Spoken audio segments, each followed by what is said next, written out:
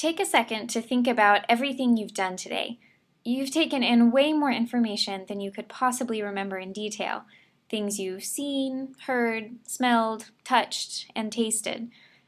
But somehow, some information gets stored in a way that lets you access it later. So what makes this process work? Our brains are really complicated, so scientists have come up with models to represent how our brain takes in and makes sense of information in our environment. One of the most influential models is the information processing model, which proposes that our brains are similar to computers. We get input from the environment, process it, and output decisions. It's important to note that this model doesn't really describe where things happen in the brain. It's more conceptual. The first stage then is getting the input, which occurs in sensory memory. This is sometimes also called the sensory register. So if you hear that term, just know it's the same thing as sensory memory. And this is where you first interact with the information in your environment. It's a temporary register of all the information your senses are taking in. Even though you have 5 senses, the 2 most studied in terms of memory are sight and sound. So within sensory memory, you have iconic memory, which is memory for what you see, and echoic memory, which is memory for what you hear. One of the really interesting things about sensory memory is that it lasts a different amount of time depending on the modality of the information coming in. So visual information is incredibly vivid, but it only lasts for less than half a second. Auditory information, on the other hand, lasts a little bit longer. It lasts for about 3 or 4 seconds. So if you've ever tuned out of a conversation and your friend gets mad that you're not listening to them, you can thank echoic memory for helping you remember the last thing they actually said. So we have a ton of information coming into our sensory memory, but we can't possibly process all of it.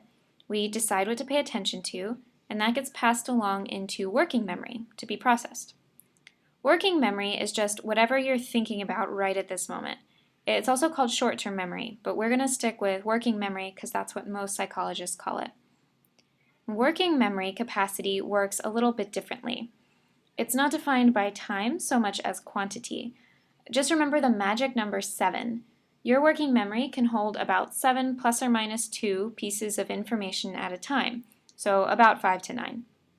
This does vary a little bit based on how complicated those pieces of information are, how old you are, that kind of thing. But generally, it's right around 7. And an interesting fact is that this is actually why phone numbers started out as 7 digits long. It was determined that that's as many pieces of information as a person could hold in mind without getting numbers confused or mixing them up.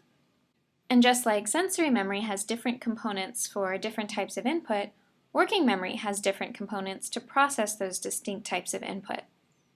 Visual and spatial information, like pictures and maps, are processed in the aptly named Visuospatial Sketchpad, while verbal information, meaning words and numbers, are processed in the phonological loop.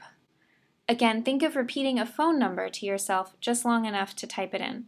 That's using your phonological loop. Be careful here though. Verbal information means any words and numbers. So words and numbers you heard that came from the echoic memory and words and numbers you saw that came from iconic memory. So we've got a little bit of mix and match here. Now, you might be thinking that sometimes you need to process input that has verbal and visual information together, such as a map with street names and landmarks.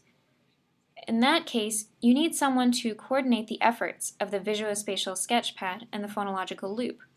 So something called the central executive fills that role. You can think of him kind of like a traffic cop who directs the other components of working memory.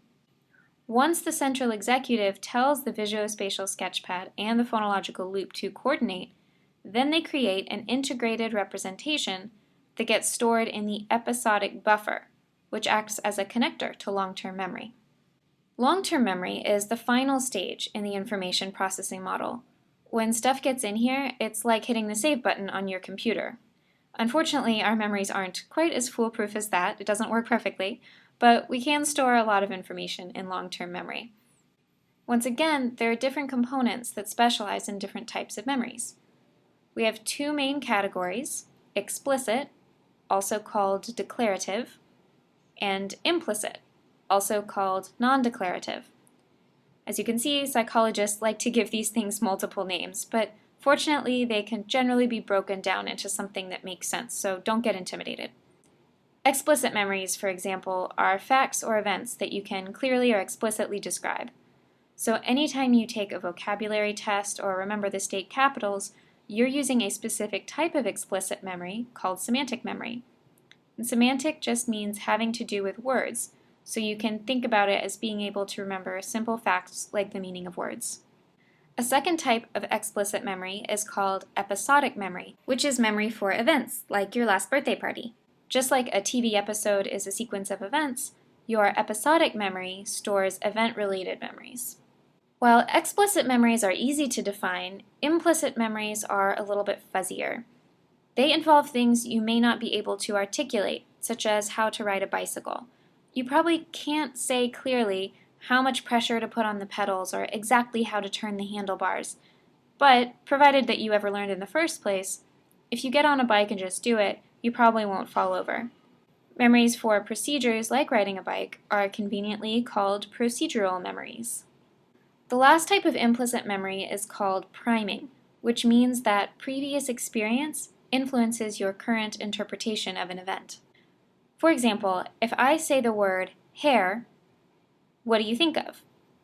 If you paid attention at the beginning of this video, then you might have thought of hair as H-A-R-E, meaning rabbit, because you were primed with the bunny picture at the beginning.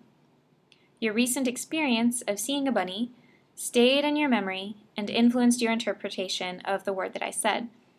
If you weren't paying attention, or if you maybe had to push your hair out of your face in the last few minutes, then you might have thought of hair as H-A-I-R, because it's generally a more common word. With all these components of memory, you might be wondering how much it can actually hold. I think we've all had the feeling that we can't possibly take in any more information. And while it might be true that you can't process any more information at the moment, unlike the computer in front of you, as far as we know, long-term memory capacity is unlimited. So your brain never actually gets too full for more information.